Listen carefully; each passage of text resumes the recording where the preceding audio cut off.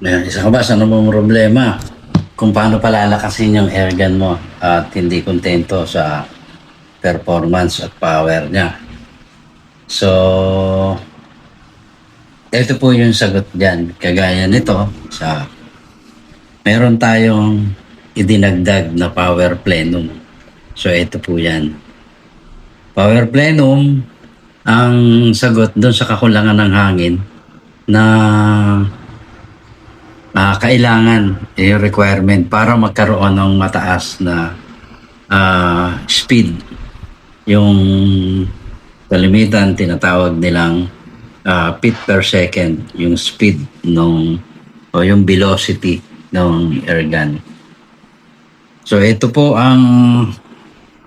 yung parts na yan na nilagay natin dyan. Ito lang ay modified na. Ayan. Modified na yung nakalagay dito sa airgun natin. Mayroon na siyang carbon sticker. So ito po yan. Isusuksok mo na lang yan, plug and play. Dito papasok yung spring. Kaya magkakaroon na rin siya ng guide ng spring. So dito sa loob, ayan, kung mapapansin nyo, malaki yung butas niya sa loob. Yan. At yan yung thread niya. So walang problema dyan, plug and play na yan.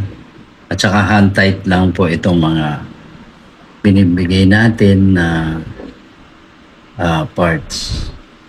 So yung mga may gusto nito, lalagay natin sa yellow basket yung link para dito sa power plenum na to, or direkta kayo mag-message sa akin.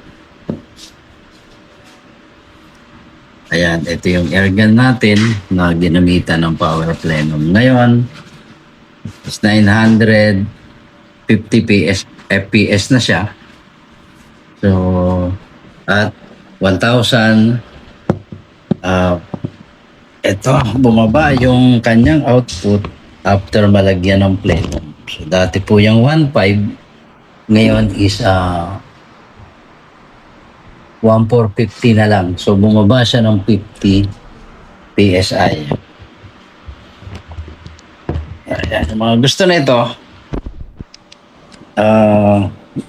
mag-message lang po kayo sa akin or